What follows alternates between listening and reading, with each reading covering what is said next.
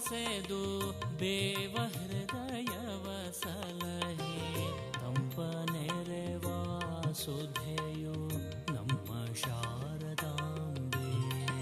ನೀನೆಮ್ಮ ಕಲ್ಪತರು ಹೇ ರಾಮ ಕೃಷ್ಣ, ನೀನೆಮ್ಮ ಕಲ್ಪತರು ಹೇ ರಾಮ ಕೃಷ್ಣ.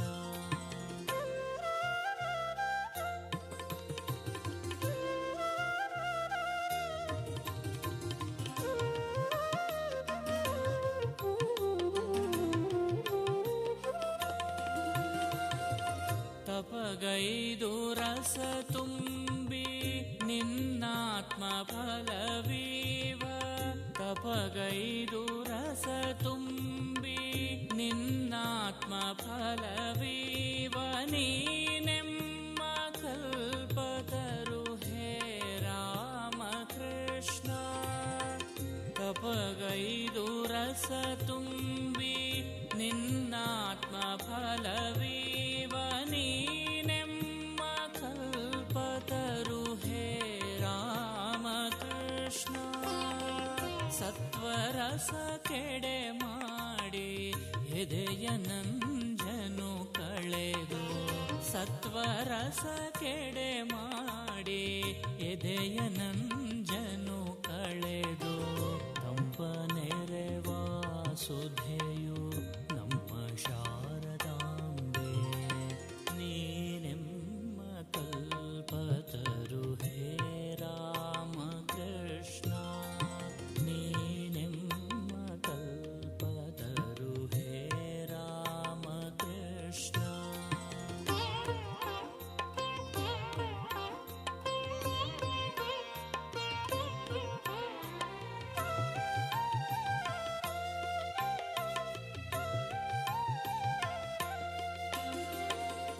ಫಲದ ವೈಭವ ತೋರಿ ರುಚಿಸುವ ಮನವೀವ, ಫಲದ ವೈಭವ ತೋರಿ ರುಚಿಸುವ ಮನವೀವ. ನೀನೆಮ್ಮ ಕಲ್ಪತರು ಹೇ ರಾಮ ಕೃಷ್ಣ, ಫಲದ ವೈಭವ ತೋರಿ ರುಚಿಸುವ ಮನವೀವ. ನೀನೆಮ್ಮ ಕಲ್ಪತರು ಹೇ ರಾಮ ಕೃಷ್ಣ. ಉತ್ತುಂಗ ಫಲ ಪಡೆವ ಕಾರ್ಯದೊಳು ಬಳಲದೊಲು, ಉತ್ತುಂಗ ಫಲ ಪಡೆವ ಕಾರ್ಯದೊಳು ಬಳಲದೊಲು ತಂಪ ನೆರೆವ ಸುಧೆಯು ನಮ್ಮ ಶಾರದಾಂಬೆ. ನೀನೆಮ್ಮ ಕಲ್ಪತರು ಹೇ ರಾಮ ಕೃಷ್ಣ, ನೀನೆಮ್ಮ ಕಲ್ಪತರು ಹೇ ರಾಮ ಕೃಷ್ಣ.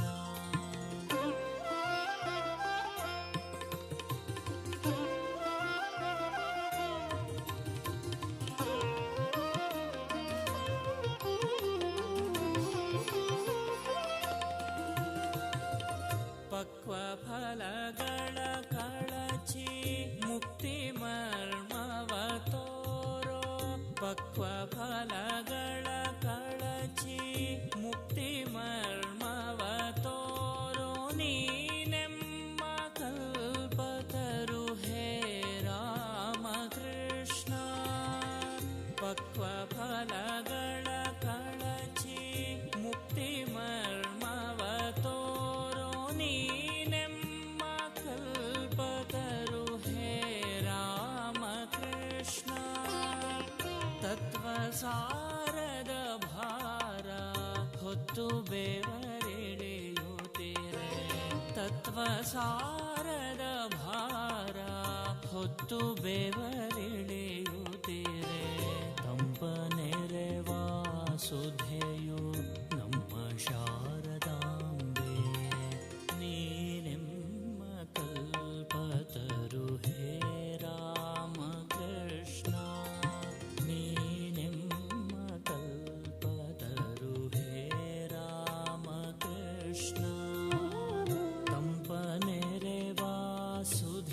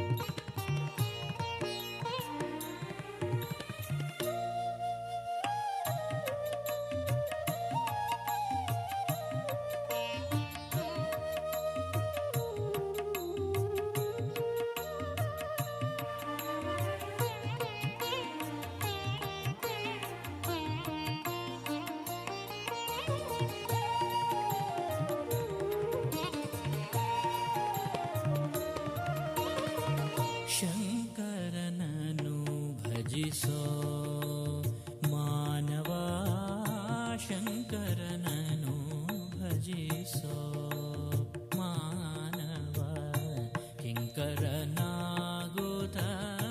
ಮುಕ್ತಿಯ ಸಾಧಿಸೋ ಶಂಕರನನು ಭಜಿಸೋ ಮಾನವ ಕಿಂಕರನಾಗುತ್ತ ಮುಕ್ತಿಯ ಸಾಧಿಸೋ ಶಂಕರನನು ಭಜಿಸೋ ಮಾನವ.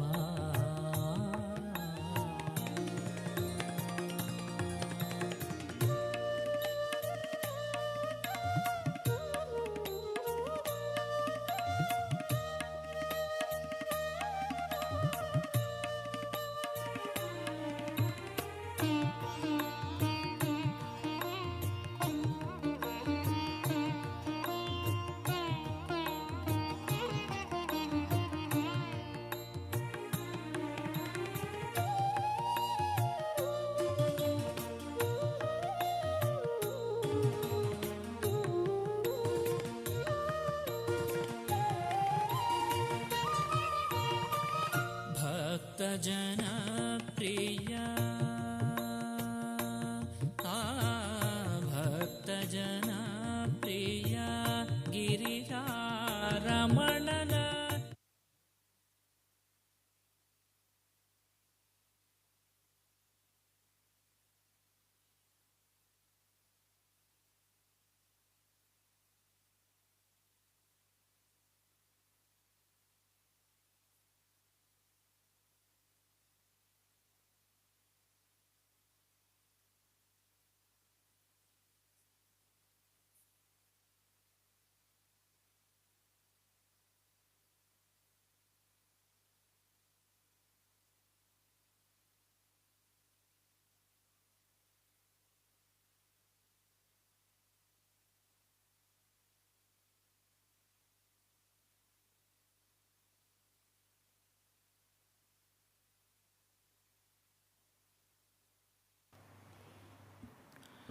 Sarvebhyo Namaha.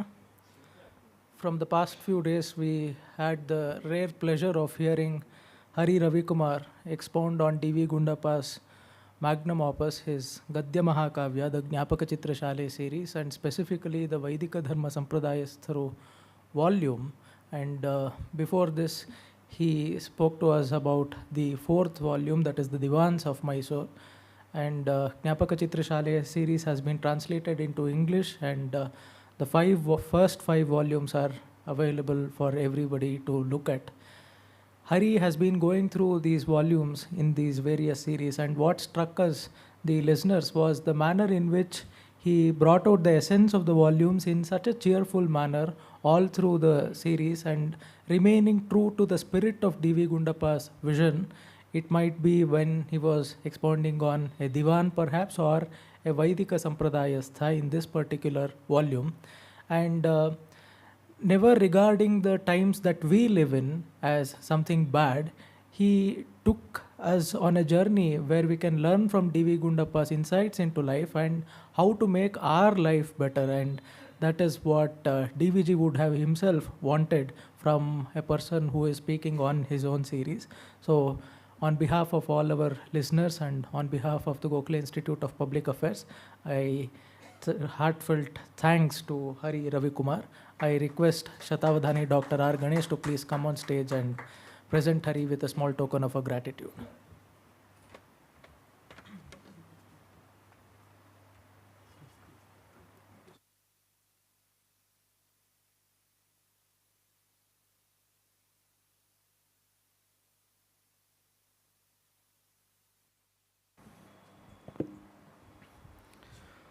Om Tat Sat. Yellarigu Namaskara. Good evening, friends. So today is the last day of the four lectures of the third series, and today I hope to complete the fifth volume, and then we will at another date start with the sixth, seventh, eighth. We have totally 8 volumes, so hopefully in the next series we will complete. Before I begin today's presentation, I have to say a few words of gratitude. Initially, when I was asked by Shashikiran to speak about the Art Gallery of Memories in English, and I was given 3 days, I had thought I would finish all the 8 volumes in 3 days and started out. But by the end of the first lecture, I realized I only covered a part of the first book, and it would not be such a quick journey as I had imagined. Because there is so much of valuable content and so many things I like to share with people. And like I said on the first day of the 4-part lecture this time, even if somebody just listens to this lecture, I want it to be valuable. There may be some of you who will go back and buy these books and read it and savor it. There may be few others who may not have the time or inclination to read, but would listen to the lecture. But they should not miss out on the major milestones and the highlights of the book. So therefore, I have taken little more time, and it has dragged like the tale of Hanuman. But I hope you will enjoy today's presentation as well, and support me like you have in the past. Just a few words of gratitude to Shatasthani Dr. R. Ganesh, who has been instrumental in me knowing about these episodes and inspiring me to read them and then translate them into English and bring out these series, getting other people to translate. Also to Nadoja Dr. S. R. Ramaswamy, who has been a guiding light to us. And of course to Sri Ramu and Sri Shashikiran of Gokhale Institute for having invited me to JIPA multiple times. So I take that as a sign of their certification of my oratory. Thank you so much, and we will now move on to another remarkable Vaidika Dharma Sampradayastha, Chappalli Vishweshwara Shastri. I spoke about the Tamashe Tanda of Bala Saraswati yesterday, and now we move on to the scholarship and nobility of Chappalli Vishweshwara Shastri. When DVG was a young boy of about 10 or 11, he was learning Sanskrit from Kashi Raghavendracharya in Mulabagalu, as I mentioned yesterday. And sometime in 1898-99, his Guru Raghavendracharya said, you know, there is the great Vidwan known as Chappalli Vishweshwara Shastri. He is coming to town for his son's wedding, and he will be arriving from the city of Bengaluru. I want all of you to behave yourself because he is a great scholar. I don't want you to do any mischief in his presence. And in the Devalaya or in the Kalyana Mantapa, anywhere, don't bring up any topic related to Shastra. And if there is some discussion on Shastra, you should not open your mouth. Because if you wag your tail in front of Chappalli Vishweshwara Shastri, it is like entering a tiger's mouth. And DVG at that time was maybe, 11 years old. He cannot imagine what the scholarship is. But this usage of tiger's mouth stuck with him for many years. So he was waiting to see where is this tiger's mouth. And obviously he was roaming around behind this marriage party. He was a young boy and observing. It was Kashipati Shastri's wedding, and I had told you yesterday in the episode where DVG wrote these 4 poems about the Jagadguru of Sringeri. After this whole fiasco with Bala Saraswati and Venkatacharya running to Doddabale Narayana Shastri's house, finally he goes to Chappalli Vishweshwara Shastri and then his son Kashipati Shastri to get it verified and to assure himself that the verses are worthy of publication. So it was this Kashipati Shastri's wedding. And later he became an officer in the public works department and so on. And the bride was a good friend of DVG, Lakshmi Narasimha, who was his senior by few years, and they were friends because they grew up together. And it was a grand wedding, and Chappalli Vishweshwara Shastri was moving around so well with everybody, talking to young and old. Nowhere was this lion's mouth seen. So DVG was quite disappointed. Where is this lion's mouth? Because this man is so gentle and he's so friendly with everybody. So where is this lion's mouth? Only later he could see that lion's mouth, which I will come to in a moment. This Lakshmi Narasimha's father was a schoolmaster by name Lakshmi Narasappa, and his monthly salary was about 7 rupees. But in that 7 rupees, the sort of serenity of mind he possessed and the compassion towards all beings, a person who is earning 5,000 rupees today, even he may not have this kind of balance of mind and enjoyment, DVG writes. So 5,000 rupees in those days is probably a few lakhs today. So DVG in the marriage hall, he was always wondering, where is this Chappalli Vishweshwara Shastri's tiger's mouth? But he never got a chance to to see that. And later when DVG moved to Bangalore, about 10 years later, in about 1910, he approached Chappalli Vishweshwara Shastri to learn Sanskrit literature. And also at the time, he received the permission to stay in his outhouse. I'd mentioned the importance of community supporting members of people of a community supporting their own members, and that is a very natural thing. Here again we see a person like D.V. Gundappa, who is from a very poor family. He lands up in Bangalore. Unless he has got some support from people of his community, how would it be possible for him to find a footing here? So we can think of, like I said, there are some people who will say Vishwamanava and global citizen and things like that, which is good at a personal level. We can feel like we are, a relative of everybody. That's a very good feeling. There is no doubt about it. But at the level of society, at the level of community, it is very important for members of that community to support one another at that level.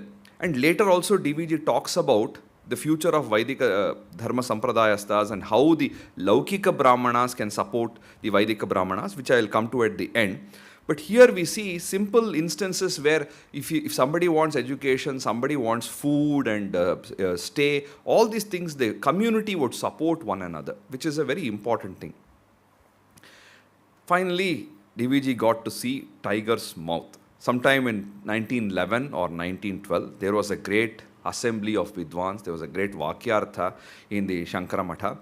And scholars like Mahopadhyaya, Subramanya Shastri, Vaidyanatha Shastri, Nuggehalli Tirumalacharya, Hariyacharya, Srinivasacharya, all these people were there.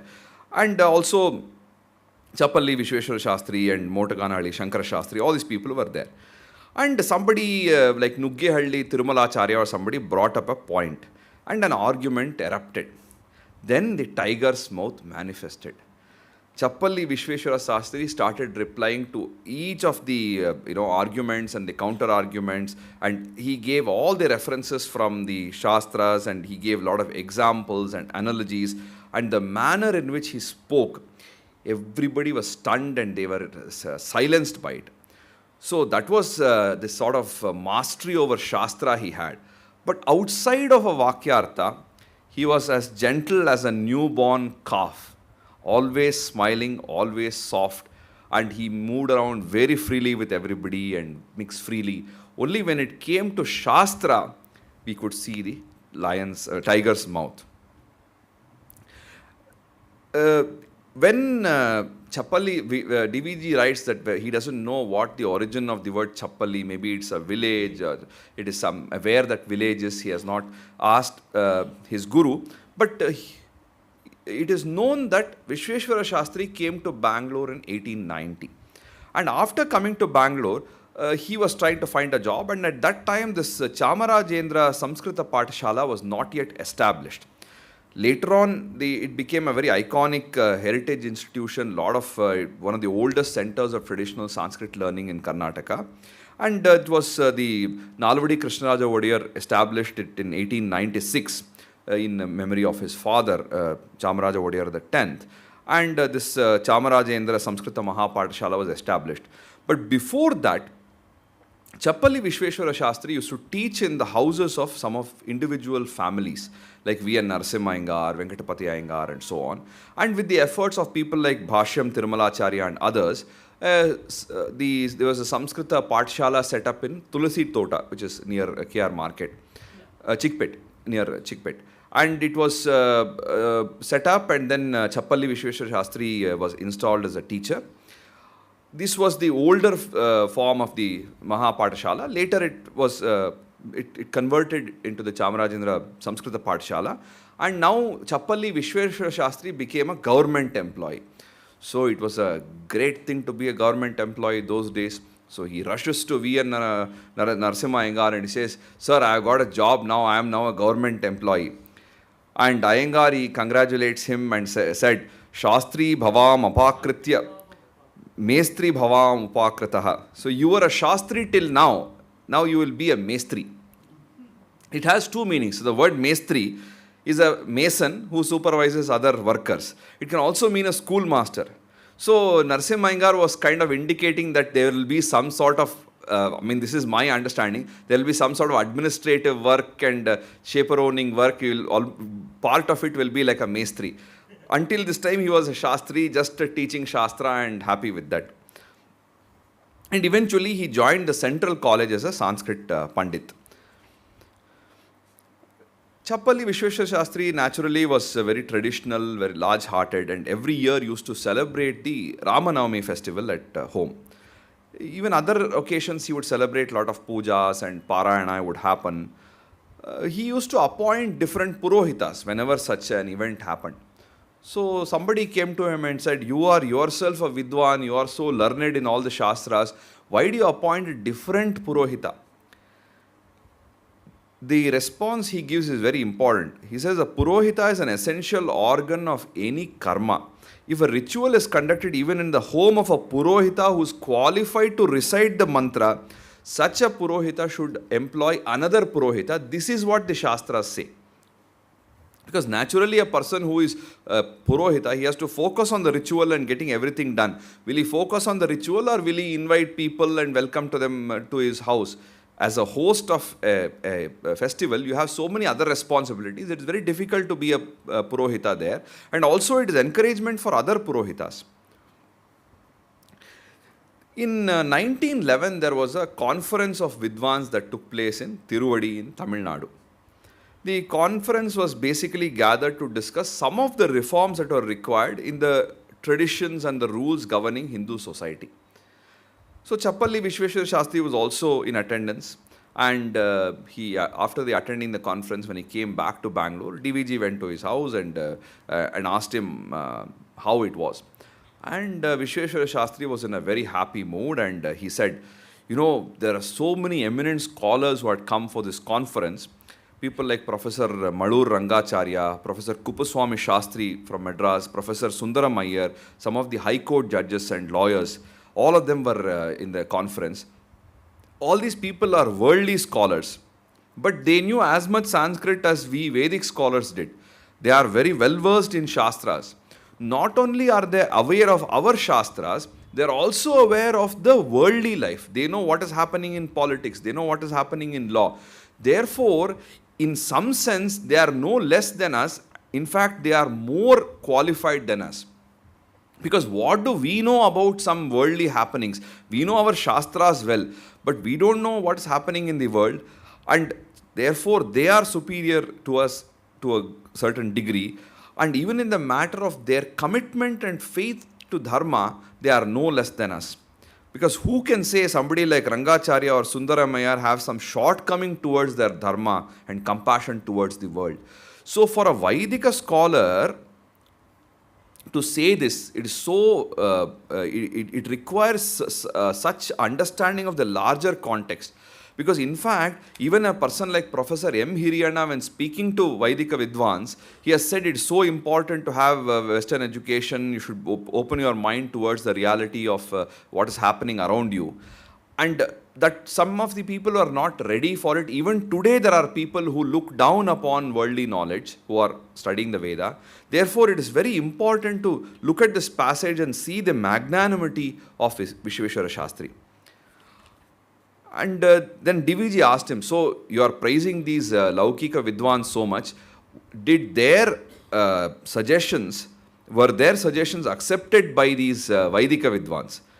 He said the topics that came up for discussion are endorsable both from the point of view of Shastra and intellect. So both from the Shastra as well as common sense and intellect, from both perspectives, it is right. So DVG, so therefore you are surely in agreement, I take it. So some matters are not applicable to me. At my age, is it appropriate for me to marry a widow or have a second marriage? Some deeply personal matters like this do not touch me. But in general, we have all agreed, whatever that they have said, the decisions taken in the conference make sense. So this shows the humility and broad-mindedness of Vishweshwara Shastri. DVG once had gone to Motuganahalli Shankara Shastri's house. Even as he was entering, he said, "Come with me." He said, DVG said, "Where?" "Just come with me, listen to me, I'm going to take you somewhere." When we read these kind of episodes, so many times I think the kind of affection and friendship and ease with which the people of those days, especially people like DVG and others had, it is so refreshing. Today, if you have to meet somebody, you have to send an appointment, you have to send a Google invite and plan it for some 7-8 days later or 2 months later. And between this hour and this hour, we will meet in this particular Chinese restaurant because that has got some nut allergy food is available and all this kind of so much of complications. Whereas those days, suddenly people will just land up in another friend's house, come, let's go somewhere. It was possible. Even there is one of the other episodes, DVG and some few friends are going in the car, they see another friend of theirs, let us kidnap that fellow, and they go pick him up and go to some Vijaya College of Music and they listen to some raga. So there's so much of freedom and the way in which the day opens out is unknown at the start of the day. There's so much of excitement and enjoyment, and none of these things people would even the Mysore Vasudevacharya once comes to DVG's house and says, "Come with me." He says, "Where should I come? Don't you trust me? Just follow me." And then he leaves everything and goes behind him, and there is some concert and they sit till late in the night and listen to the concert. So this sort of flexibility, of course, it may not be possible to blindly imitate this today. That's not my intention. But the point I'm trying to make is, wherever possible, if we can allow for this kind of liberty between friends, between brothers, between sisters, relatives, that there is a possibility that you welcome people when they come unannounced. Because sometimes what happens when you go to somebody's house without telling them and they give you a kind of a cold look, then you are very careful that I will make a phone call, send a message to check if they are free, can I make a phone call? Because directly if you make a phone call, it will be disturbing them. So you send a message and then you wait and all this process. It may be good in a professional setting. Definitely when you are dealing in a professional setting, it may be inevitable. But when it comes to personal relation, I think we can be far more relaxed, and something to learn from DVG and the other people's life. So he says, "Where should I go? Wherever I take you, you should come with me." And he had great affection for DVG, so I happily followed him, DVG says. By the time they reached Chappalli Vishweshwara Shastri, he was waiting for all these people. And the Hoskote Venkataramanaya, another scholar, he was also waiting. The Vidwan from Hoskote, and then the Chandrayapatna Venkataramanaya was waiting. Some few other scholars were there.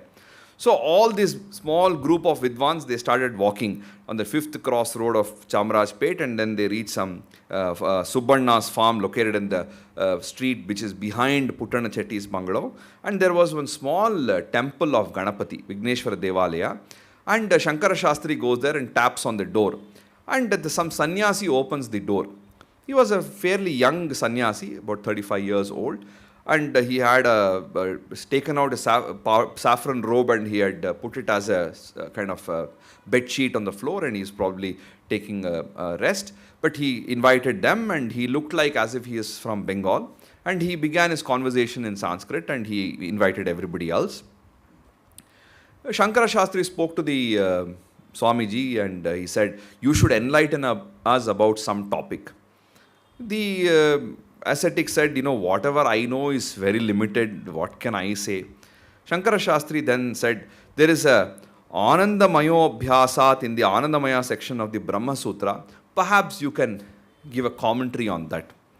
So for about 15-20 minutes, the sannyasi gives a discourse on this particular aphorism, and he gave the essence of this Mayat Pratyaya and so on. And the audience, all of them are Vidwans, and they were lost in the exposition. And Vishweshwara Shastri said, what greater fortune is there than listening to such a fantastic exposition on this topic? And he did a Sashtanga Namaskara and he said, you must, give us your, you should come home, because we feel like we had a vision of Adi Shankaracharya himself, and it's a great blessing. You must come to our house for Bhiksha. Tomorrow you should come home. Then he said, I am undertaking a pilgrimage that I won't spend more than a night in one place. So by tomorrow morning I will be elsewhere, and so on. So then Vishweshwara Shastri was, then in that case, please come right away. And they immediately invite him, and he goes to their house and has a meal. And all the Vidwans are delighted. So something maybe in the morning DVG might have set out to go for some rudimentary work, but he had this fantastic experience. So in a sense, the people of that era were very open-minded to see what happens. It doesn't matter, because otherwise the small worldly affair that we have becomes more important for us than what possibilities are there. And especially when people like Shankara Shastri or Mysore Vasudevacharya invite you, you can be assured it will not be anything base or lowly. So Vishweshwara Shastri and Chappalli Vishweshwara Shastri and Motaganahalli Shankara Shastri were once talking to each other in the Shankarpuram somewhere. Some scholar had come from North India, I think, and he was born blind. It was very well versed in Sanskrit. He was going around the country. You just see the sort of motivation that different people have. He was traveling across the country with a single objective: to give lectures to people, spread the message that the term Hindu is not appropriate for the people of India. His attempt was to erase this name Hindu. According to him, the word Hindu is derived from the root hims, meaning to hurt or to injure, and our primary dharma is ahimsa. So it is misleading to use the name Hindu, which is derived from hymns, and we are a very noble people who don't engage in this kind of himsa. It is an idea concocted by the Hunas and the Europeans, so we should stop using this word. This was his theme. This is what he went everywhere and spoke. So then DVG was having some other work. He saw these two Vidwans talking about this person. He also stayed for this blind Vidwan's lecture. He was wearing some dirty kurta and some tattered clothes, but he spoke extraordinary Sanskrit, and DVG was very surprised. Here, we find DVG recording some of his thoughts. I think we can also gauge the mind of DVG, how DVG thought, a kind of dharmic journalist, how he would think, what are the thoughts that go on in his head when he encounters different situations. We get a glimpse here. He writes, back then, my astonishment was on the lines of, how did this great man earn this standard of scholarship? He had an assistant to take care of his needs. How did he afford to manage his assistant? But there was no time for such questions because he has to go somewhere. So you see the way in which DVG's mind works, what are the things he finds valuable, you get a glimpse in such places. So although this is about different people he has met and the socio-political, socio-cultural history of old Mysore, it is also a sort of small biographical sketch of DVG himself.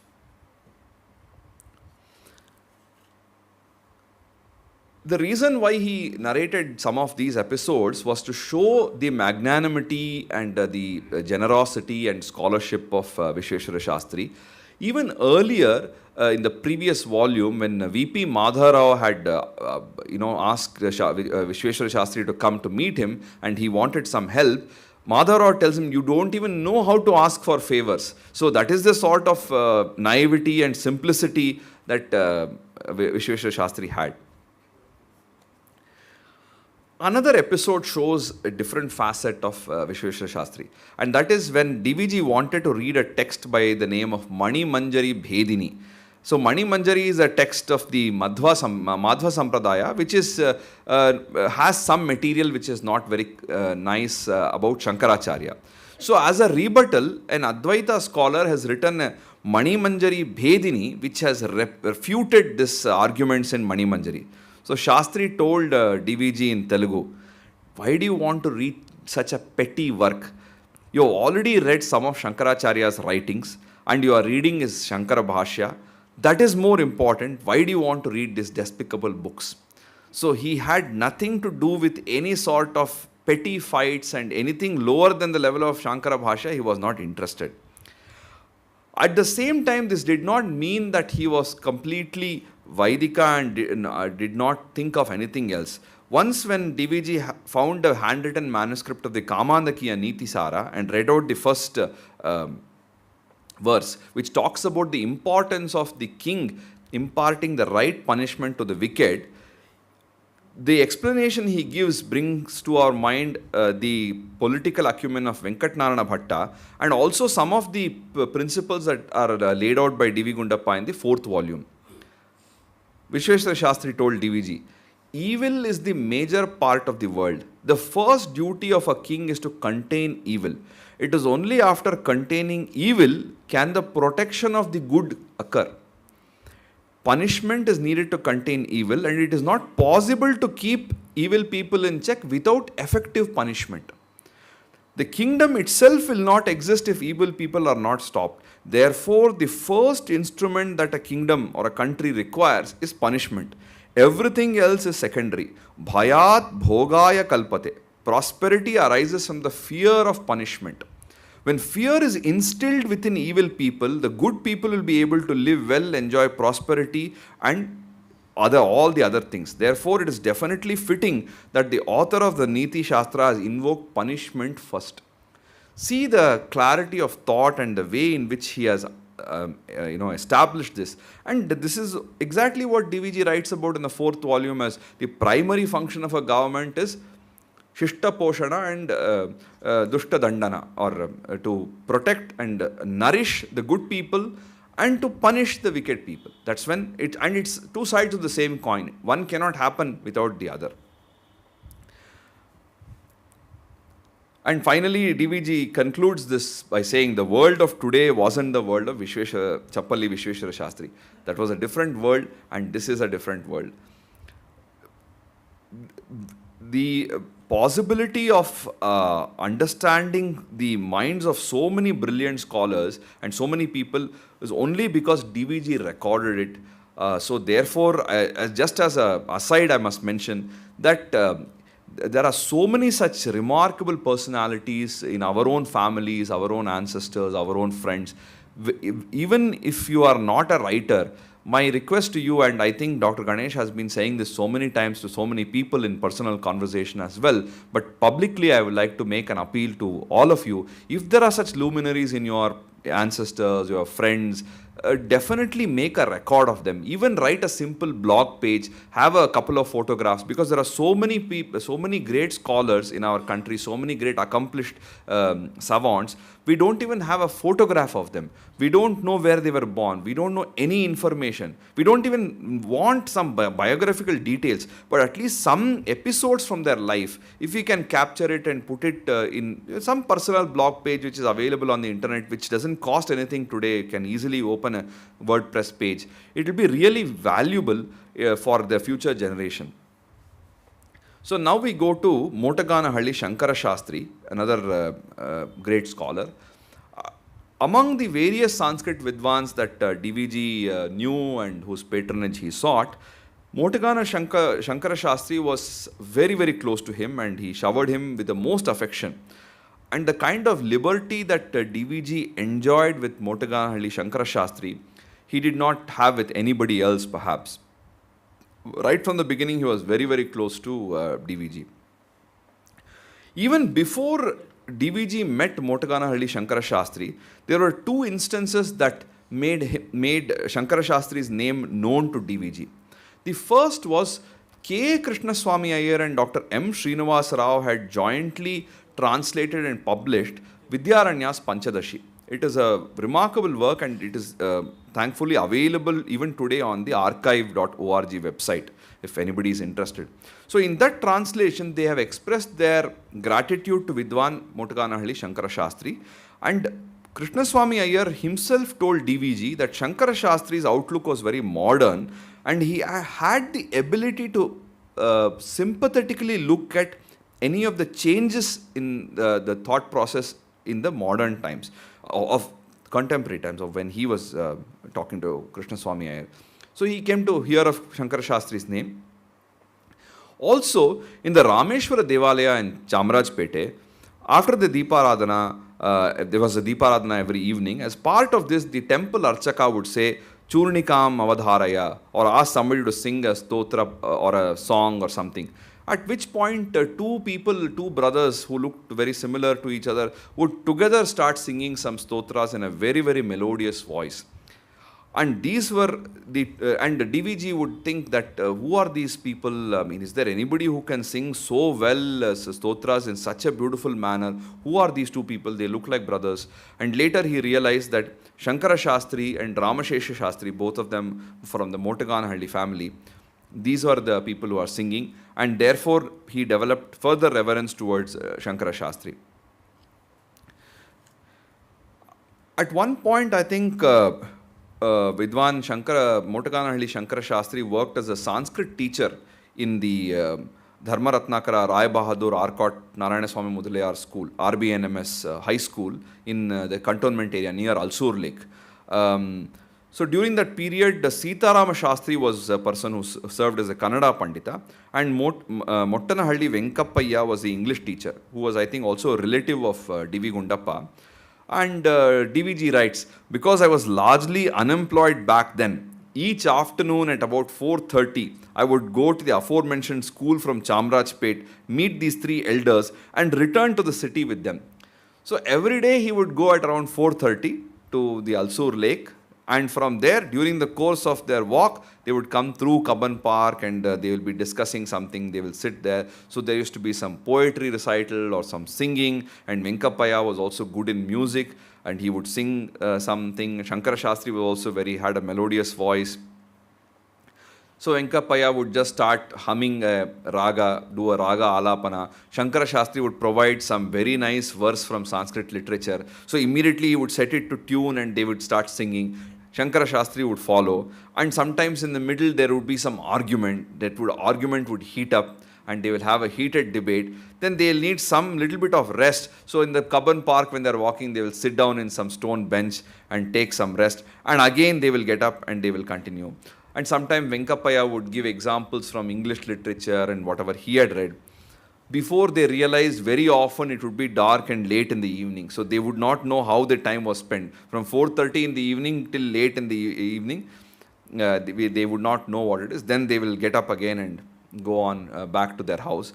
DVG writes, such episodes did not occur merely on one day or 1 month. It went on for 2 to 3 years. And of course, none of them were alive at that time.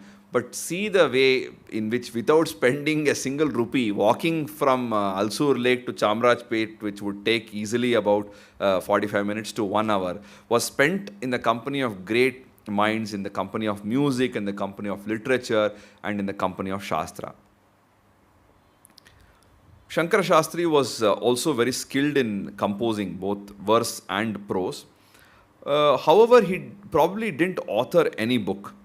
At this point, DVG says how the Vidwans of that era were never interested in writing books. They didn't have a craze to write some book just because it is fashionable. If they really had something new to say, they might have written. But for them, they were more interested in thoroughly studying a Shastra and sincerely imparting that to the next generation of students. Chappali Vishwarasya Shastri never wrote a single verse. And if somebody wrote a verse and showed it to him, he would be very happy, or he may make some corrections. Similarly, Hanagal Virupaksha Shastri never wrote any book. I think he probably wrote a grand total of 2 or 3 poems, verses in his life. So they were very happy studying the Shastras and not interested in writing any books. And similarly, Shankara Shastri also never wrote any books. And he had written some poems on the occasion of the marriage of the king, and he wrote something about the Sringeri Jagadguru and so on. But he was not particularly fond of writing. He also had a light-hearted humor, and he used to spend time with his friends who are all Vidwans. And when Shankara Shastri passed away in 1912 or 1913, he was not very, very old. He was quite young. And his eldest son, Subramanya Shastri, was a boy or 6 or 7 at that time. So he died very young. Despite that, DVG's interaction with him was so rich. It is also his nature to have spent a lot of time with people far more senior to him. So naturally, he picked up the wisdom of the 19th century, and also, of course, having lived in the 20th century, we get a span of almost 2 centuries in his writings, because he was interacting so much with people of the previous era as well. Now we come to Mahadeva Shastri and Ramashesha Shastri.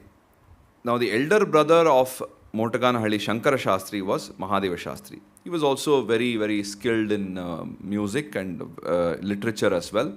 Often he would organize some music programs in his house, and they hailed from a very brilliant family, very illustrious family, the Motaganahalli lineage, great vidwans, connoisseurs, singers.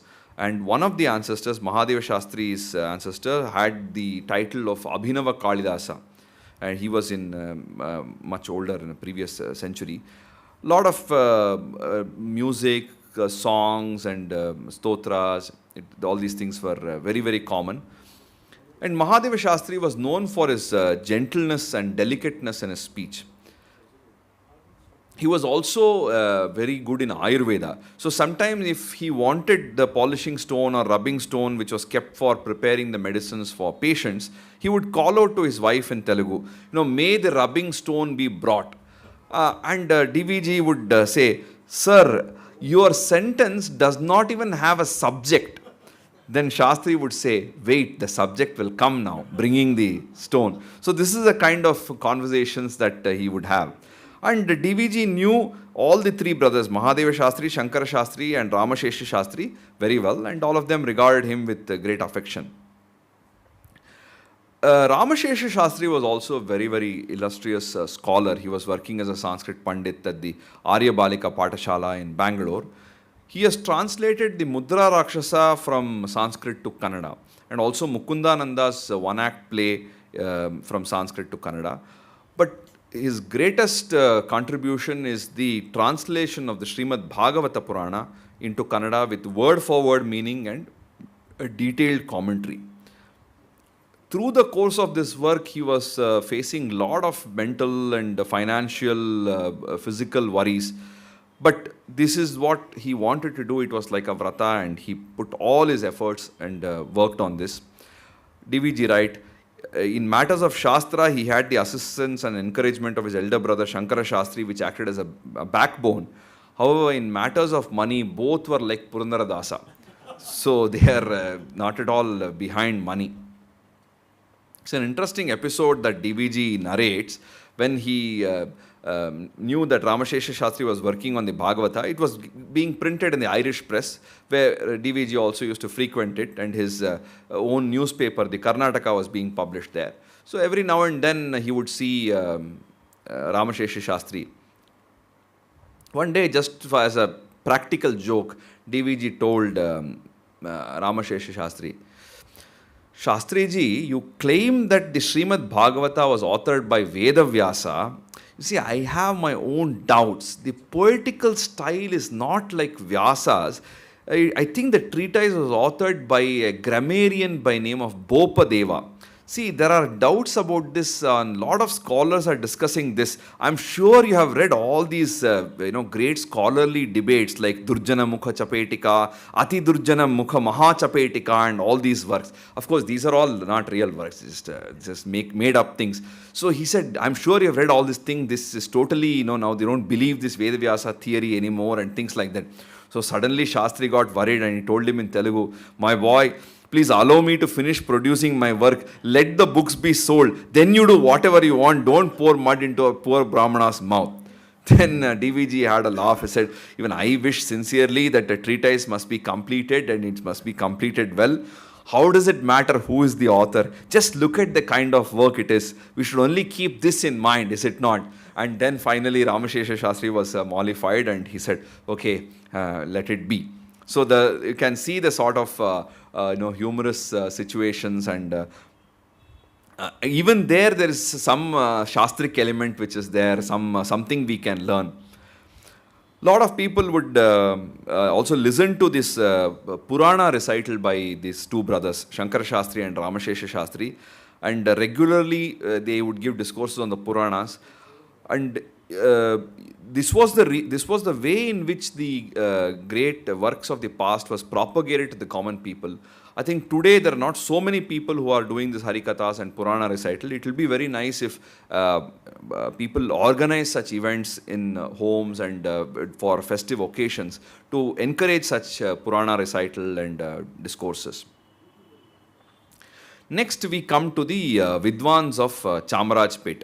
So there are a lot of Vidwans DVG talks about here.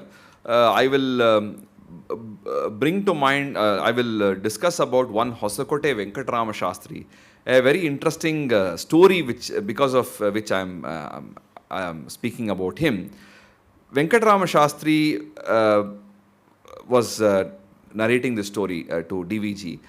Many times if you see this book and even other writings of a DVG, if a story has been told by somebody, he often acknowledges the source of that story. He doesn't speak as if he has seen everything. There are people who, whether somebody else has seen it or I have seen it, they will say that they have seen it. But DVG is a person who is so conscientious that he will always pinpoint and say, this was a story told to me by Sampangi Ramaya or somebody, this was told to me by Navaratna Rama himself, this so-and-so told me personally. This kind of conscientious recording of who told the episode, or if it was something that he personally witnessed, he separates the two. This is a very big learning. It's very important that nobody would have asked him, who told you the story, how did you know about it? But he was true to himself and recorded this. This is very important. So 1907, the Sringeri Jagadguru visited Bangalore on the way to Kaladi, which is some people believe is the birthplace of Adi Shankara. There is some debate about that also. Anyway, it is generally believed Kaladi is the birthplace of Shankaracharya. Everybody in Bangalore were very excited that Jagadguru of Sringeri is coming, and then Dhulipada Puja was offered near that Mysore Bank building. And Hoskote Venkatrama Shastri was performing this Dhulipada Puja. Sringeri Swamiji turned to Venkatrama Shastri and with a smile he pointed to his eyes. And he said, do you remember? Venkatrama Shastri said, can anybody forget that in his entire life? Now here is the flashback to this indication what he said. When the Sringeri Swami was young, he was nurtured under the care of his elder brother Vidwan Lakshmi Narasimha Shastri. Both of them were sons of the great scholar Kunigal Rama Shastri. And after the father passed away, Lakshmi Narasimha Shastri took care of the younger brother. And this boy was Shivaswami, that is in the Purvashrama of the Jagadguru, his name was Shivaswami. And Hoskote Venkatrama Shastri was a disciple studying in Lakshmi Narasimha Shastri's house. And he used to stay there, he used to live there like in those days, the Gurukula Vasa. Then this boy Shivaswami's, it was Shivaswami's birthday. They had planned a grand celebration and they had invited some people for lunch. There was a spicy delicacy of ambode which was being planned. And there is a particular way of preparing ambode, and there is you need to split the Bengal gram and do this. That was entrusted to Venkatrama Shastri. Then he sat in front of that. He had a pile of soaked Bengal gram and shredded coconuts, green chilies, all these things. He was grinding stone. He dropped the grinding stone on the mortar, and when he put the grinding stone on the mortar, a small piece of chili went and struck Shivaswami, who was eagerly looking at what this man was doing. And obviously when a chili goes near the eyes, you can imagine he started crying. There was a huge hue and cry. And this guy he's a Shishya of Lakshmi Narasimha Shastri, and this is the brother of his guru, and he's a humble student. He got really scared, and you don't know what, as if that boy may complain that I have done this thing, and but of course, Lakshmi Narasimha Shastri came and he, put some milk in that boy's eyes and cleaned it. He assured this guy that nothing will happen. And after so many years of this episode, this was in Purvashrama of the Jagadguru, but long after he became a Swamiji and the pontiff of Sringeri Matha, which is a very big position, he still remembered this episode and pointed to Venkatrama Shastri. That is the sort of keen memory and perception that the Jagadguru had. Then another wonderful Vidwan, Motaganahalli Subramanya Shastri, who was the son of Motaganahalli Shankara Shastri. He was a great poet, and also he has translated many of the works into Kannada. Kalidasa's Malavikagni-mitra, and he translated the entire Skanda Purana, which is 80,000 verses or more. He has translated the entire thing into Kannada, Lalitopakhana, and so many other works. He authored a very interesting work called the Samskrita Nataka Katha Sangraha, which contains the stories of the various Samskrita Nataka. Not only was his translation style and writing style very good, he was also very good in Gamaka, which was reciting verses set to a particular raga. DVG writes that he had never heard anybody reciting the Srimad Ramayana as beautifully as Motaganahalli Subramanya Shastri. Sometime in 1950, which is probably about 20 years before DVG wrote this work, he has recalled an episode of Motaganahalli Subramanya Shastri reciting verses from the Sundarakanda. And about 10 or 12 verses he had selected, he sang it in different ragas. And the specialty was not just about the usage of the appropriate ragas, but also how he sang it by splitting each word, by showing the meaning. Just by listening to it, you would understand what he was singing, you could understand what the verse was about. His own voice was choked, and the hearts of the listeners was silenced. It was so powerful. There are so many such memories, DVG writes. In fact, Subramanya Shastri had learned from Ananta Shastri of Chikpete. He was very good in music as well. Finally, DVG writes that Subramanya Shastri was endowed with wit and humor in his conversations. He was pure in his conduct and transactions. He is worthy of remembrance in my times of difficulty. Again, that is a very, very important thing. When we read some of these episodes, or when we read Ramayana, Mahabharata, the main advantage is at some moment of adversity, suddenly we remember an episode from Ramayana, Mahabharata, Jnapaka-chitra-shaale, and we get solace, we get assured that our lives are not so bad. We can also learn from them. People who are far more intelligent than us, far more well-placed, they were in bigger trouble than us and they came out of it. So it's not just restricted to some select people. Anybody can fall into difficult times. So this sort of mental assurance we get when we recall noble people from our own life, that is the most powerful. When you know somebody who has led a remarkable life in your own time, it is so much more powerful than somebody from ancient period. However, all these people, the more and more we read it, I think we become so close to them. I think for so many of our friends, none of these characters are alien.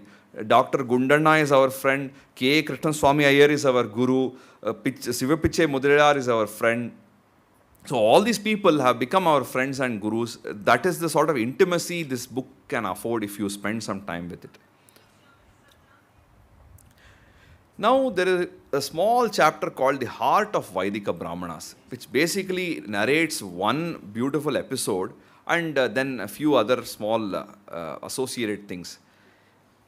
I mentioned about Kunigal Ramashastri, who was a great Vidwan.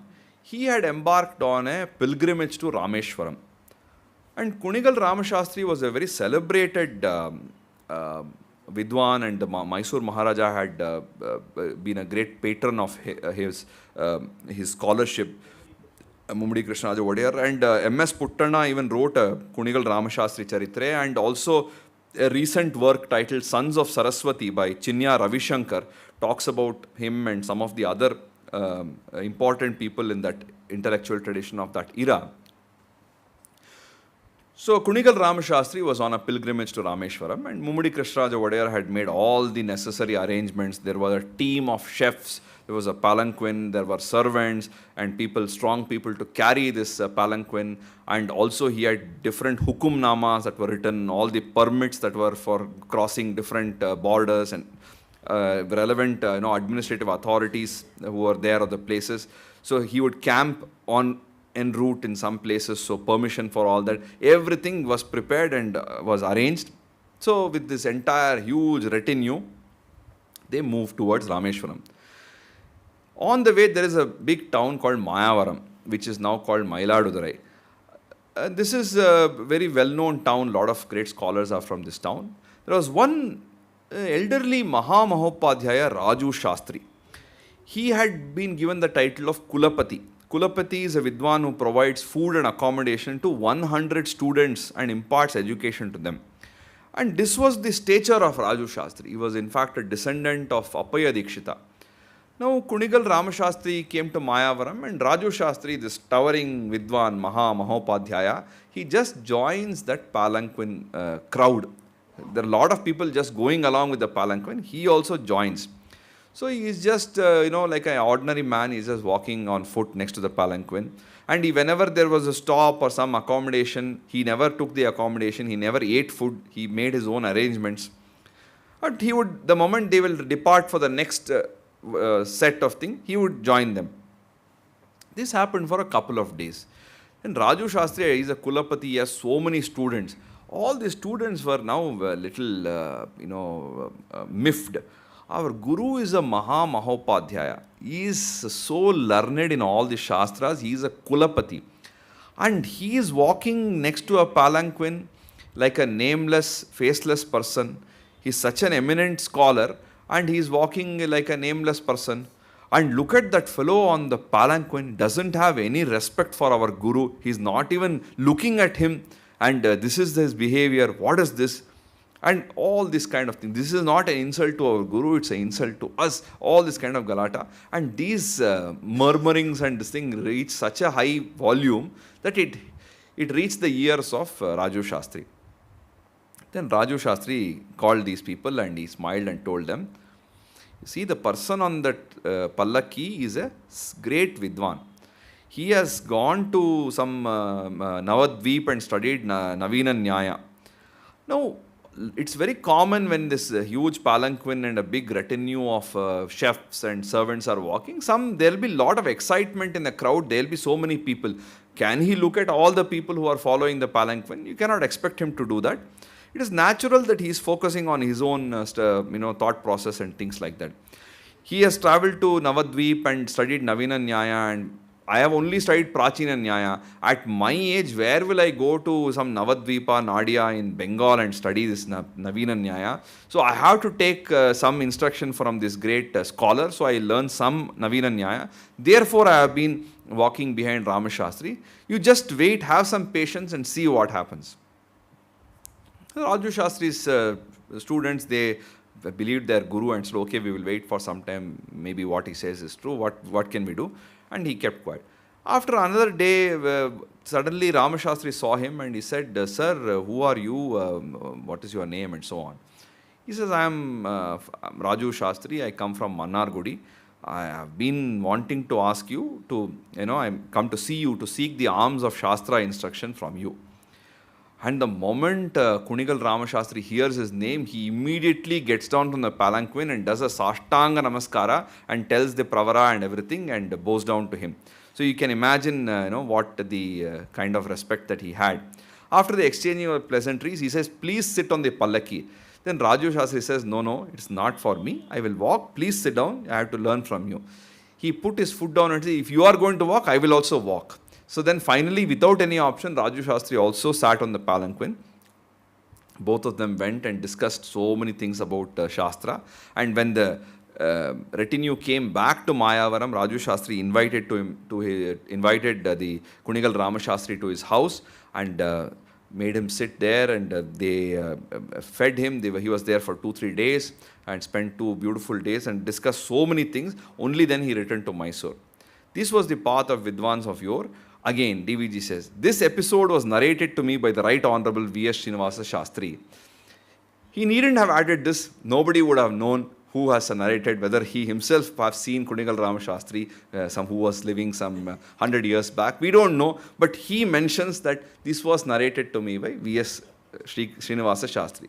It's so important, very, very specifically DVG writes. finally, the end of this, like he gives another small anecdote to show the magnanimity of the Vaidika Vidvans. In 1922, Hanagal Virupaksha Shastri was a scholar in the Pathshala of the Shankar Mata. His subject was Advaita Vedanta, but he had earlier studied Tarka. So he also had a title of Tarka Panchanana. And his colleague was the Mimamsa Kanthirava Vaidyanatha Shastri, who was a scholar of Purva Mimamsa. Now, they were the best in their own fields, but they had a general awareness of Tarka, Vyakarana, Sahitya, Veda, all these things. They had a general awareness to a great degree, but in their fields they were very good. In fact, DVG writes, they may be equated to the Kanchana Ganga and the Gauri Shankara peaks of the Himalayan range. There was that kind of towering scholarship they had. Any matter to Shastra that was raised, often Virupaksha Shastri would say, let us hear it from our Mimamsa Kanthirava, and point to Vaidyanatha Shastri. And when something came in front of Vaidyanatha Shastri, a matter of Tarka, he will say, let us hear it from Tarka Panchanana first. This is the sort of friendship and respect that they had for each other's scholarship. Now, we come to Hanagal Virupaksha Shastri, the final scholar described in this volume, and also a guru of D.V. Gundappa, a remarkable scholar. Even as a graduate student, he used to go to Diwan K. Sheshadri Iyer's house to deliver discourses. This we have seen in the previous, in the 4th volume. The Sheshadri Iyer was highly impressed by Hanagal Virupaksha Shastri and gave a recommendation. And this made him very close to the Jagadguru of the Sringeri Matha. And it was the Jagadguru of Sringeri who convinced him to change his topic from Tarka to Vedanta. So therefore he became well versed in 2 Shastras, Tarka as well as Vedanta.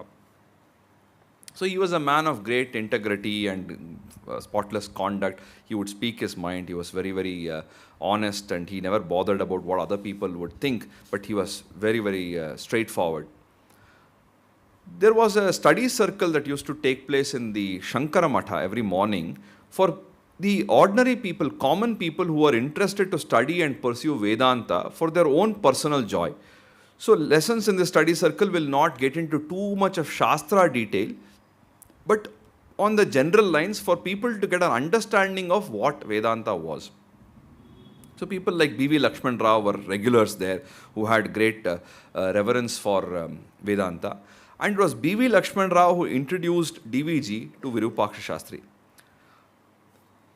DVG writes, thanks to Lakshman Rao's kindness, I obtained the fortune of getting an initiation into Bhashya Shanti, training in the commentaries on Vedanta under Hanagal Virupaksha Shastri's tutelage. He went to Hanagal Virupaksha Shastri. He wanted to learn Shankara Bhashya from him. So he went with the usual, like any other student would go those days, with the puja materials and everything. He gave him the plate of all these things and did a Sashtanga Namaskara. It had coconut and fruits and flowers and all these things. Finally, Hanagal Virupaksha Shastri blessed him and said, what is this in an envelope along with the tambula? It's just a meager dakshina. But we don't have the tradition of accepting such things. May it be taken back. Then DVG immediately says, we don't have the tradition of accepting what has already been offered. Then Virupaksha Shastri has a laugh and he immediately calls his disciple. He did not even touch that envelope which contained the money. He just said, please take this, distribute it, divide it into quarters and distribute it. It should be into quarters and distribute to everybody. And this dakshina was distributed to 20 brahmanas. So those days DVG has given about 5 rupees. This is what we can do the math. Always, like the Vedic Vidvans of that era, always there will be some students in their house. This is a standard feature you see. There will be some 3-4 people always hanging around in their house. They will be learning something. And the same story with Virupaksha Shastri as well. There will always be some students. By this time, he had also become a widower. He did not have, his wife was not alive. And lessons would go on all the time, whether it was during bath or during meal time, it was to go on. During the bath time, he will teach grammar. During the meal, he will teach some difficult text on Tarka, like Jagadishi or Gadadhari. These were taught during the meal time. And interesting thing is that Virupaksha Shastri did not have great regard for printed material. He said you should rely on your memory, not the printed book. Sometimes when DVG was holding a book and trying to read from that, he'll say you are holding the printu. Printu was like a print for the book. So once what happened, he was teaching Advaita Siddhi of Madhusudana Saraswati, and that book had some errors and printing, some letters were missing, and the DVG was fumbling, he was not reading it properly. And this became a great opportunity for him to make fun. He said, this is why I say no to print. We don't need this. Everything should be on the tip of your tongue. However, he did not have any great regard for printed books. He wanted everything to be from memory. But there is an episode that DVG talks about. Once he was holding this big book of Shankara Bhashya, he was very tired and he kept the book down on the floor. Immediately the instruction stopped. Virupaksha Shastri just didn't say anything. Suddenly DVG wondered what happened. He said, as long as that is on the floor, there will be no instruction.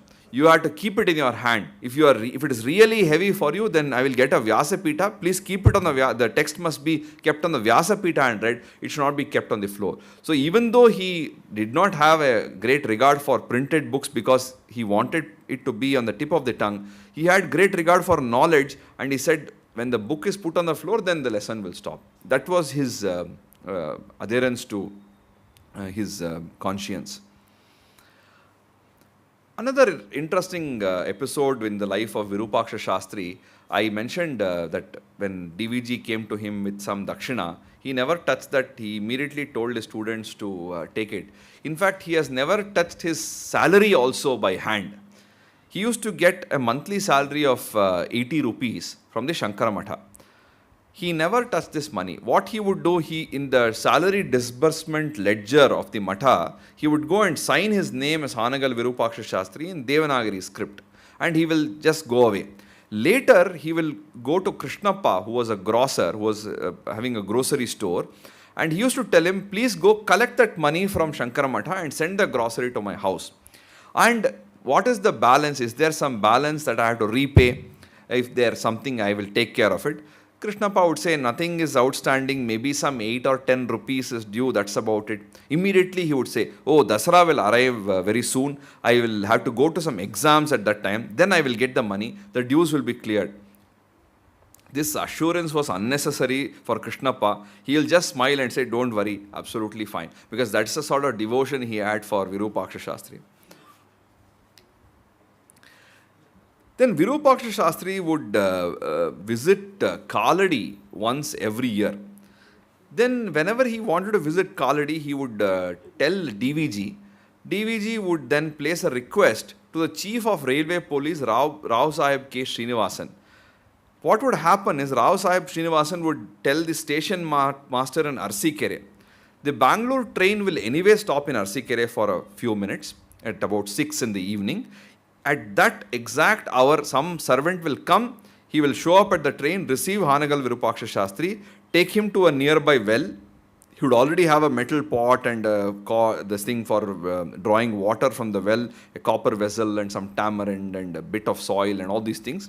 So using all this, he will draw water from the well and he will perform his Sandhya Vandana and Arghya and only then return to the seat in his train. So even when going to Kaladi, he would not miss his Sayam Sandhya. Like I mentioned earlier, DVG wanted to learn Shankara Bhashya from Virupaksha Shastri, and he wanted to learn some 1 or 2 Vedanta commentaries. He said, I kept time of about 2 years. So Virupaksha Shastri said, 2 years will not suffice. Then DVG said, okay, maybe another 6 months I can extend it. So there was lessons in the Upanishad commentary every day from 8:30 to 11 in the morning, and training in the Brahma Sutra commentary from 3:30 to 6 in the afternoon. This was the typical timetable, although it could not be implemented on several days, he says. And the famous writer and journalist Veerakesi Sitarama Shastri was his classmate. At that point of time, Sitaram Shastri was working on a small primer on Tarka. And DVG writes, it would have been so nice if he had completed it. It would be a great service if he published that book. because so many mistaken notions are there about various subjects, and the root cause is because people don't know the pramanas.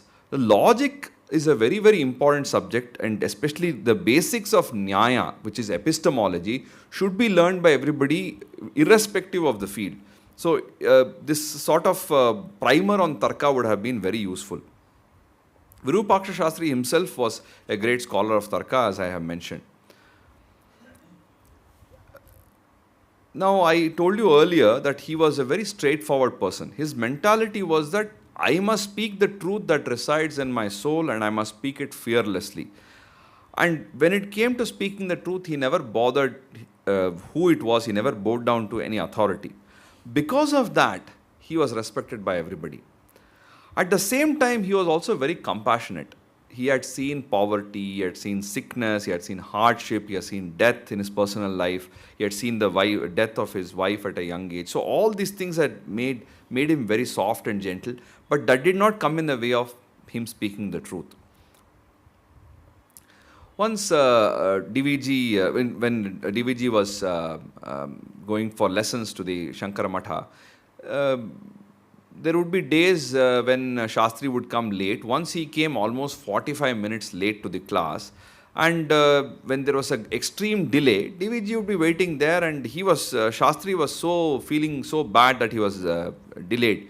Then he said, we speak about our family and our home.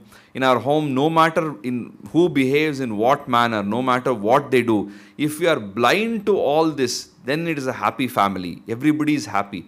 But the moment one begins to speak about dharma, if we say this is pure or that is defiled at home, it is no longer a home, it becomes a mental asylum. So again, in a very subtle way, DVG talks about the home situation of Hanagal Virupaksha Shastri.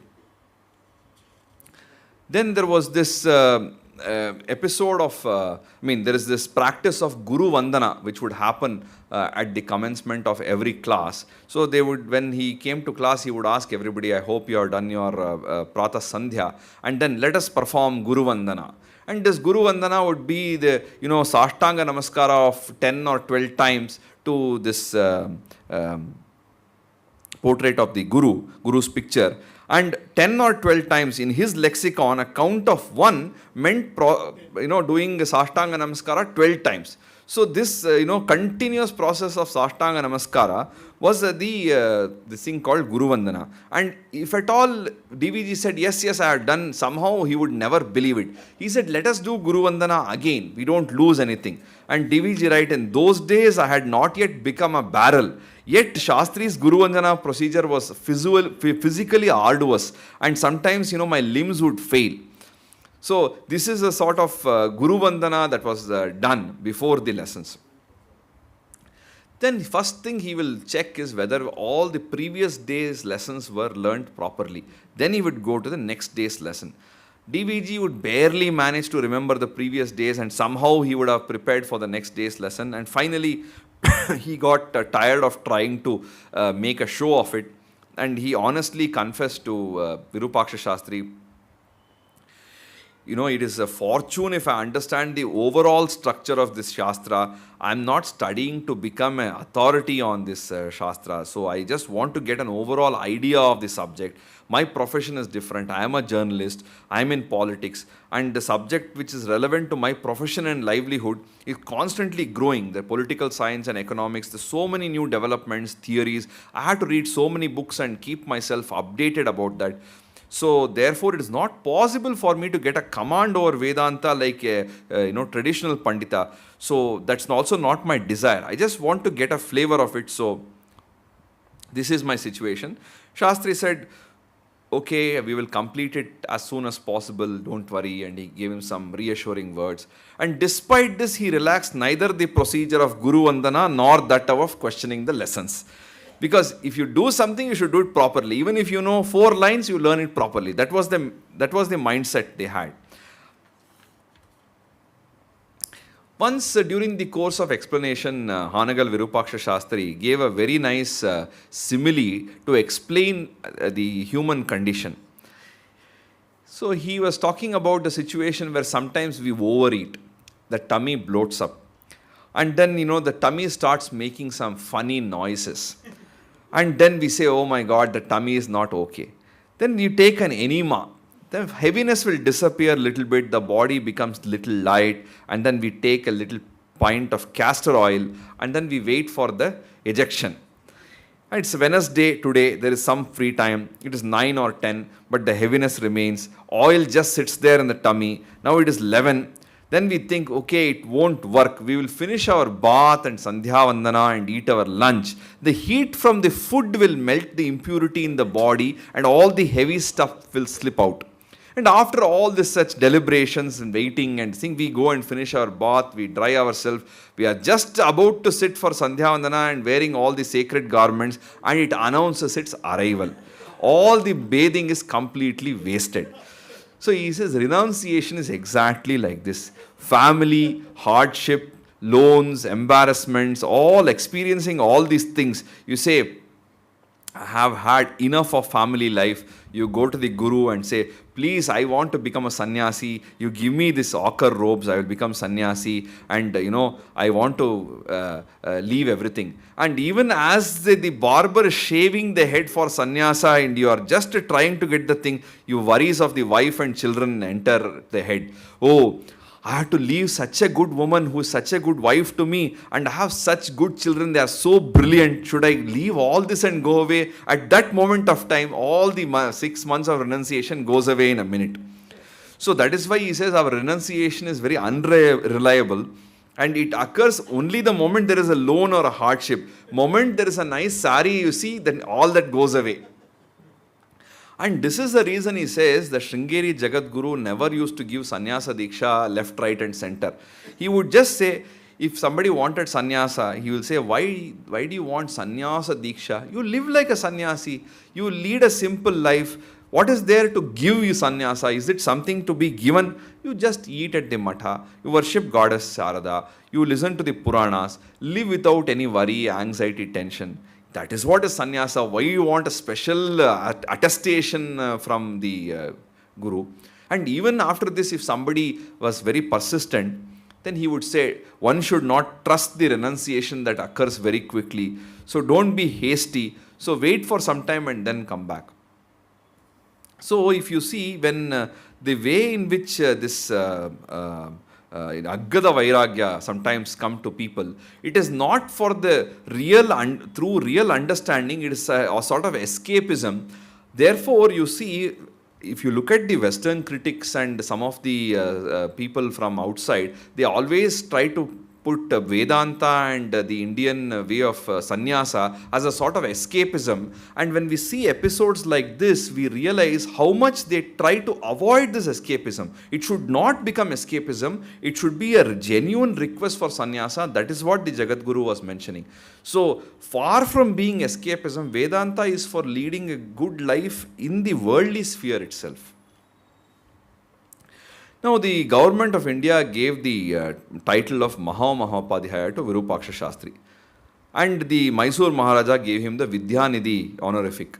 So, therefore, they were, with all of these people, Lakshman Rao and other people, we should have awards, celebration, the awards committee, and we want to have an awards ceremony on a Sunday evening at around 5 o'clock, like this, awards thing. And from the beginning, Virupaksha Shastri was very against all this kind of ostentation. But all these people are so enthusiastic, they want to get it done. So they reach his place early so that he should not forget, he should not go somewhere. So by 4 o'clock itself, they go to his house. And they realize that he is not there. He has left his house early in the morning. Where is this man? They go out on a search. And finally, they find him, sitting on the grass next to the drainage in the west of the Devalaya. Then everybody is like, what is this? What are you doing? The venerable Guru will arrive. That's why I am here. So then they were like, oh, thank God this man is here. Otherwise, we were so worried where he is gone. Okay, we will say, okay, he's waiting for some venerable Guru, let him come. Then another 10 minutes later, we came out and they checked again and he's not there. Suddenly disappeared. So they don't know who this venerable Guru is. So they sit in the car and they are going in the car down the 5th main road. And finally they saw he was walking quickly towards some house. Then they asked him, where is the journey headed? our venerable Guru's house. Who is this venerable Guru of yours? Then he says, Vidwan Nuggehalli Tirumala-charya. This is the same person who had this debate with Chappalli Vishweshwara Shastri, if you remember. So then they picked up Nuggehalli Tirumala-charya. They made both of them sit in the car and reach the matha. There was a fantastic wooden elevated seat that was made for Virupaksha Shastri, and it was having a soft and beautiful carpet which was put on it, and they requested him to sit on it. He said, I am not sitting on it, and he made Tirumala-charya, Nuggehalli Tirumala-charya sit on it, and then performed the Guru Vandana. Now you know what is Guru Vandana, already told. Hundreds of times he will do the Namaskara. And meanwhile, while he was busy doing the Guru Vandana, all these people somehow they went and brought another seat so that they could make Virupaksha Shastri also sit there.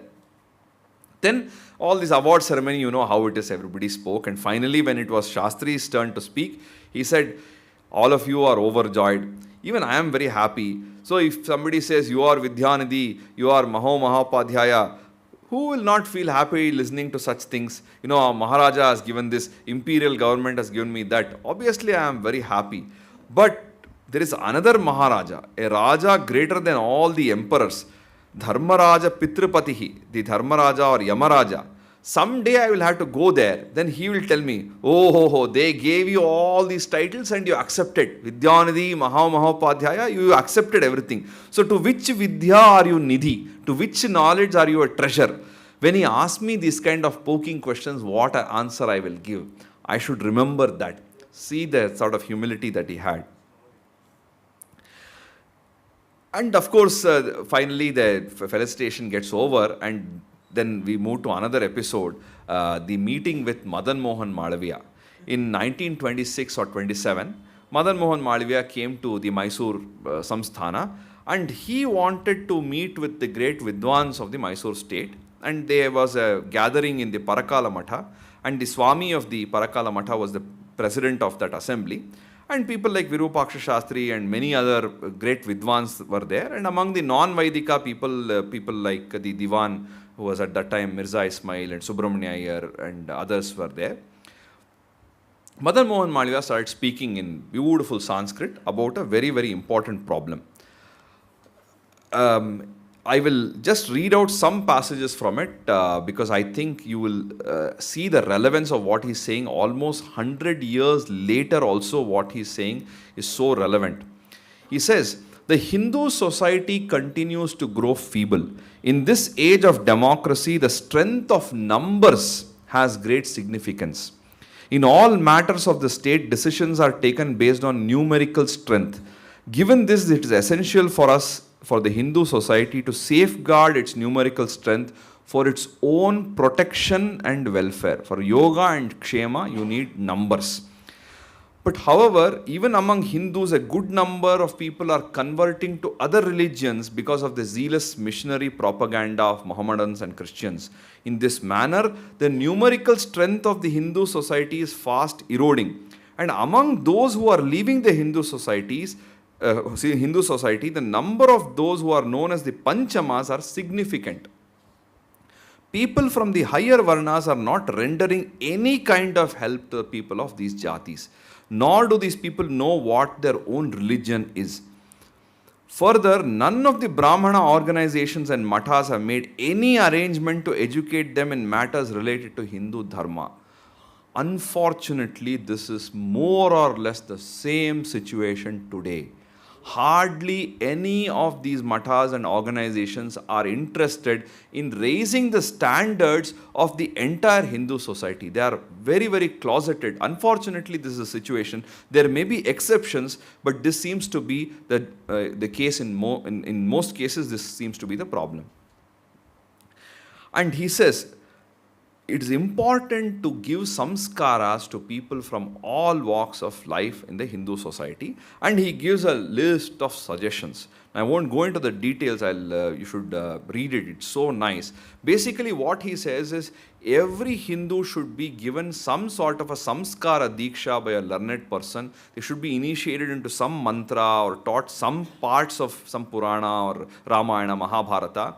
And that should become like a mantra that they repeat every day. It's like a diksha, and they have some deity who they like. So some connection, a daily connection with the Hindu dharma, with the unbroken tradition is very, very essential. So this is what he gave, and all through his talk, which I said was in Sanskrit, he gave relevant quotations from the Vedas, from the different Smritis, from the Puranas and so forth. Later on, after this speech, there was a lot of people agreed with what he said, and the only thing that was kind of running in the mind of Virupaksha Shastri was, this is a very good suggestion, but will it dilute the Shastras?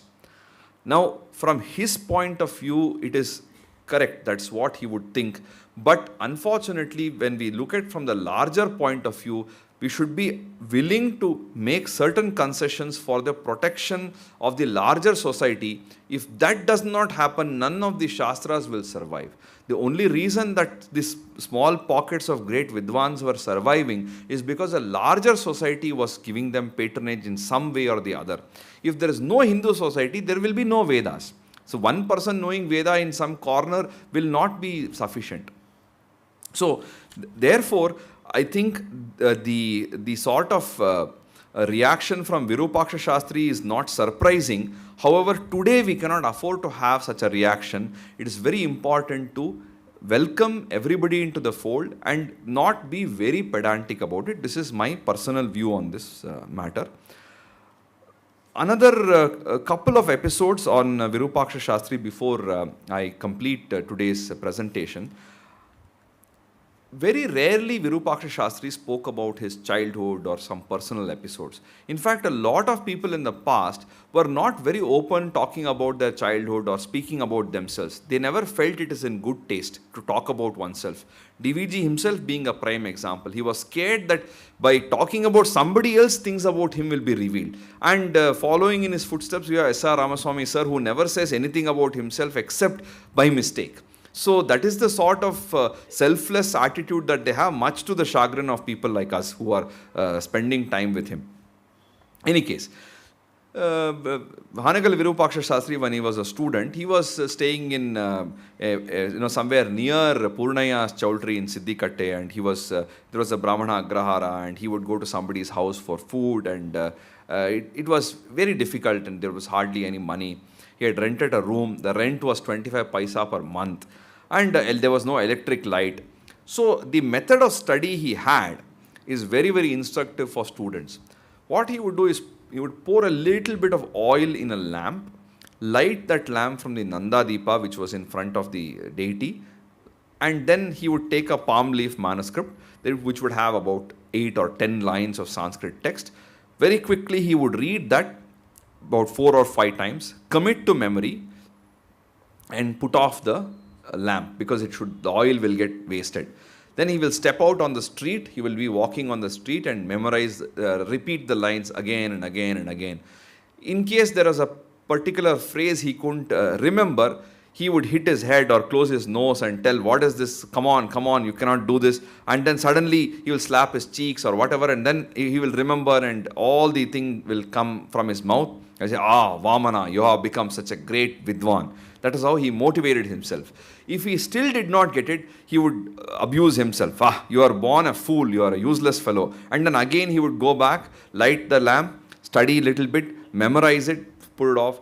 This was the manner in which he studied and became educated. And no wonder all these things were at the tip of his tongue, because it was committed to memory. Now, it's so difficult for us to even make a note of 3 lines. We take out the phone, take a photograph, and never see that photograph again. This is what happens. One other episode to show the, mindset of Hanagal Virupaksha Shastri. Once the Deputy Inspector General of the Mysore State's Education Department was walking by the Shankar Matha premises and saw D.V. Gundappa. When DVG was in the Maharaja's college in Mysore, he was the warden of the hostel and also the local guardian for DVG. And he was the person who introduced DVG to some of the English classics and so forth. He saw him and said, what are you doing? DVG said, I'm here for my lessons.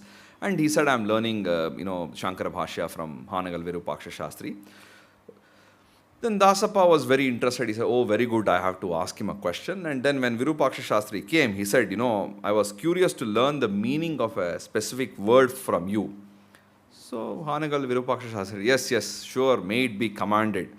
This word Sumridika Saraswati, Sumridika Saraswati comes in the Vedas. This Sumridika, what is the meaning of this Sumridika? Then Virupaksha-shastri said, it appears that the good sir is headed to office. This way he changed the subject. Dasappa, what I meant to say, what? It appears you're walking by foot in the hot sun, sir. And Dasappa is, no, I was thinking of something. The Sumridika, isn't it getting late for your office, sir?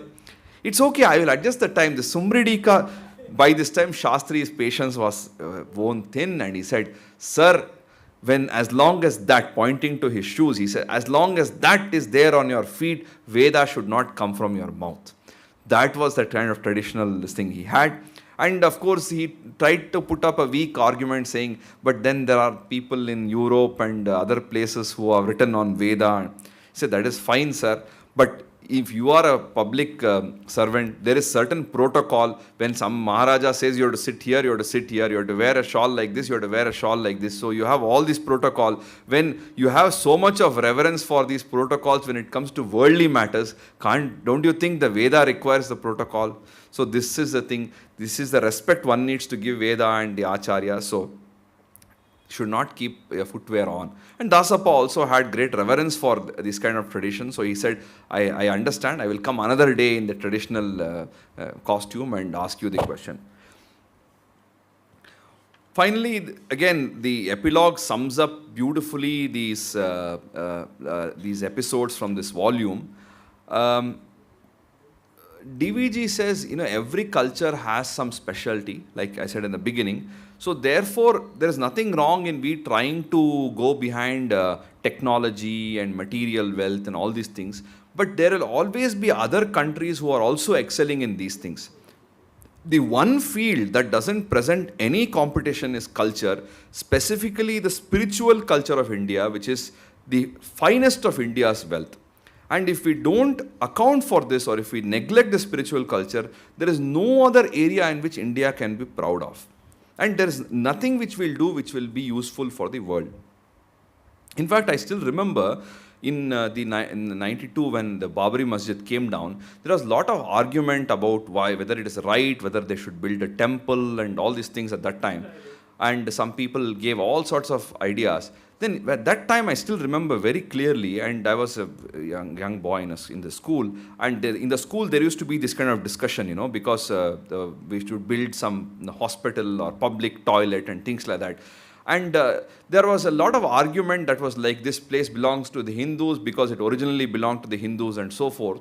And which was a sensible argument, but my father used to tell me a very interesting take on this, which I think was also a different way of looking at it. So he told me that they say that you should not build a public hospital. What is the use of public hospital which is built in Ayodhya? If you build a temple, you see the economy that will come to so many people from around India will go there. It will become like Tirupati. It will help everybody in Ayodhya. This is the argument to be put forth to build a temple in Ayodhya. He used to tell me. So the temple economics, around the spiritual world itself in India, there is so much of material wealth as well available. So this is something to keep in mind. Spirituality is important for us at all levels. And again, we go to the chief elements of this lifestyle is that DVG says the superiority of the human life lies in the inner life. And one of the elevating facets of this inner life is culture. And one of the key fundamentals of this culture is spiritual illumination and spiritual fragrance. If we forget this, if we don't preserve this, it is a loss not only for India, it is a loss for the whole world. Then in his writing, somehow I get a feeling that DVG was very pessimistic that all this is going away and it's, this is a very, very, drastic problem and everything is declining. There's nobody there anymore. In the future, I don't think there will be any people. So I think they're slightly pessimistic. Today, the situation is not so bad. There are a lot of people who are studying in Veda Pathshalas. I think it is, one need not be so pessimistic. So therefore, we can be happy that there are still people who are doing this and continuing this tradition. And of course, DVG gives out a huge list. Again, a very typical tendency of DVG is not just to complain. He has got some ideas and solutions. In fact, he has written a very nice article even in English about the reformation of the mathas and so forth, which is in the multiple, in one of the volumes of the multi-volume selected writings in English. It is true, however, that the work that need to be done by various Hindu organizations is much more than what is happening today. There is no doubt about that. At the same time, I think all is not lost. There are a lot of people doing this because they realize it's, and there are people from multiple backgrounds, not just Brahmanas or not just certain community. There are people from all walks of life who are taking more interest in Indian culture, in Vedanta, in Indian history and so forth. Because I think they realize what DVG has said in this volume, that the Vedic culture is the property that uniformly belongs to Hindus of all varnas. Why just the Hindu society? The Vedic culture is indeed an extremely invaluable treasure for the entire world. With this awareness, a lot of people are working. Let us try to do whatever little we can and in our circle of influence, in our sphere of influence. And I think that is the best we can do, because we cannot change a big thing. At least we can make a small change. Thank you so much for patient listening. Namaste.